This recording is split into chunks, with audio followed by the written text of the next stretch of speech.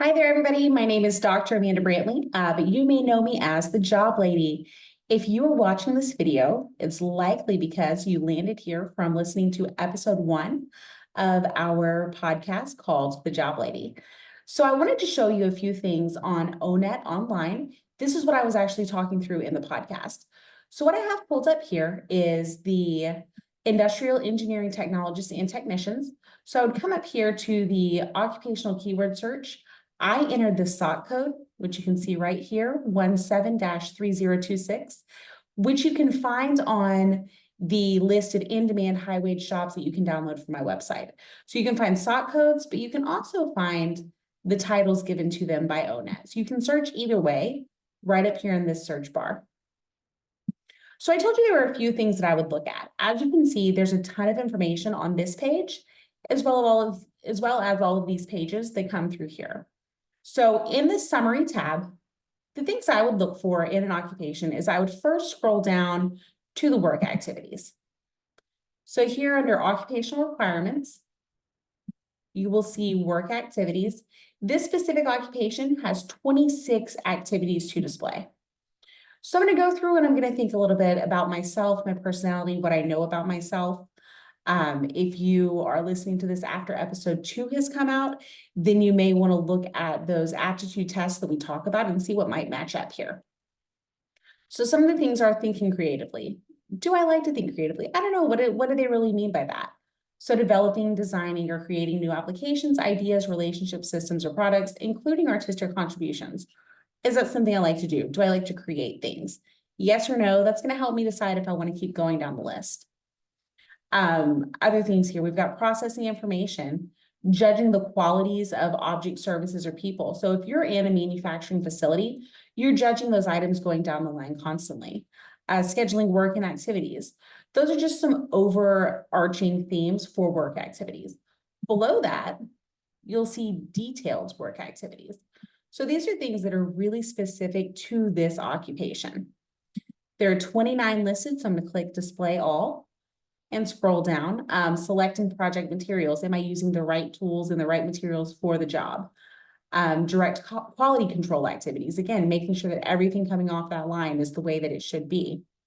Preparing operational reports. At the end of your shift, you may need to look at how many things came down the line or how many things had to be reprogrammed or fixed.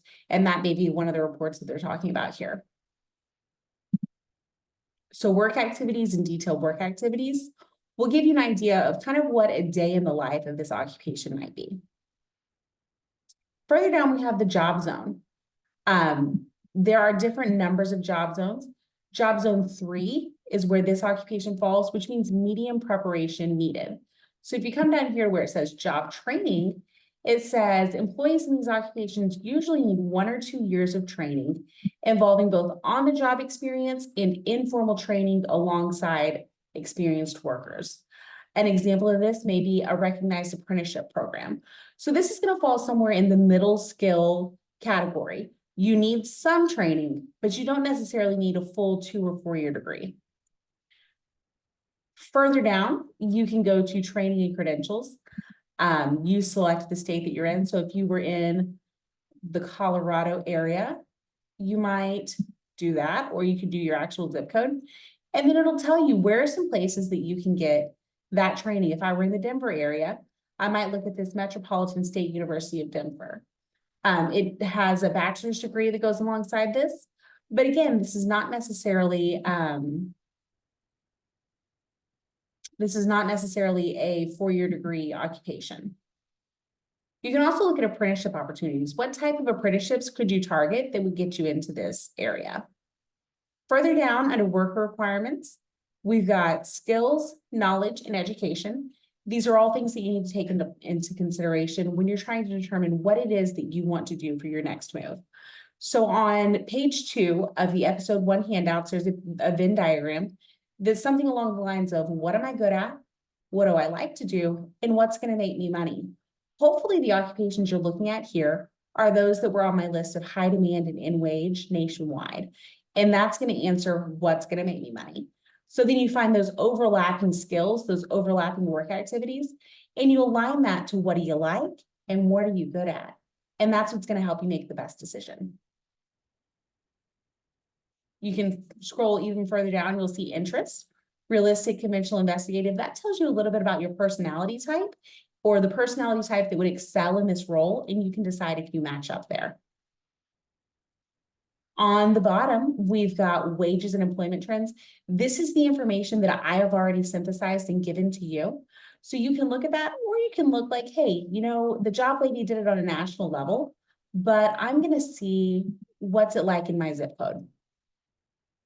So in the Austin MSA, the Austin metropolitan area, it's going to be around 61,000 is going to be kind of your median earning. Texas as a whole, 62, and United States, 61. I think I mentioned in the episode that manufacturing is booming not only in Texas, but across the nation. If you're in the Arizona area, you definitely want to look up manufacturing and see what's going on there.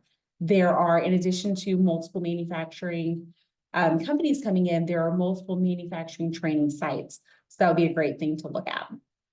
So you can come down here and it'll kind of look at your MSA, your metropolitan area, your state, and then the national levels. And then you can kind of look even closer. What are the other cities in the state? How does this really, how does this flesh out as I'm looking at Austin versus Dallas versus Houston if I'm thinking of a move? And those are the main things that I would look at.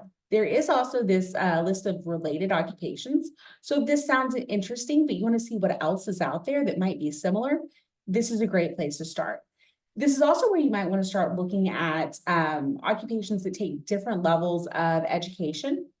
If you're not sure that you want to do a full apprenticeship program, maybe there's something you can get in with just on the job training. Or if you are younger or you have a longer runway for when you need to start really making money, then you might look at something that needs a 4-year degree or beyond. So as I'm looking at this, if I were interested in the engineering technologists and technicians, but I want to make more than $60,000 a year, hey, I could look at a manufacturing engineer. It's got this little sun, which means it is a bright outlook. You'll remember that means that it was a high growth area. So let's check out manufacturing engineers if I had the ability to go 4 years into a degree. So the tasks look pretty similar. Looks like they're going to have some CAD software that is with all engineers, right? Work activities looks a little more office work than it does hands-on work as I briefly read through those. When we get to the job zone, it's a job zone 4, so considerable preparation. So usually at least 4 years of school and then some on-the-job training as well. If I come down to interests, the interest code is still RIC, which is realistic, then investigative, then conventional. So similar personality to those that are going to excel in the engineering technologist role.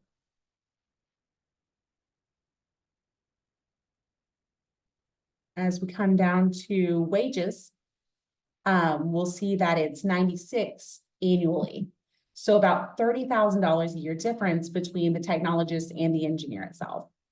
In the Austin area, it's 102, Texas 100, United States 96. So again, a little bit of difference in those areas. I told you manufacturing was a hot spot here, so that's why you're looking at higher wages in the Austin area. So I hope this was really beneficial to you. I hope that this helps break down what it was that I was looking at, and that you can now go in and make assessments of different careers that you may be interested in. If you're looking for additional help, we do have our free community on my website. So check that out. I'll put that in the description so you have a link. We do have a free community for career planning that will give you challenges every week that you can look at and help to grow. You'll also be able to meet some other folks there that are on a similar or same path that you are. In addition to that, I do offer coaching. I do offer resume and interview preparation services. So feel free to check that out if you're a little further down the line in your planning. Thank you so much for checking out this video, for listening to the podcast. Really appreciate it. And I hope that this was helpful to you. Thanks. Have a great day. Bye.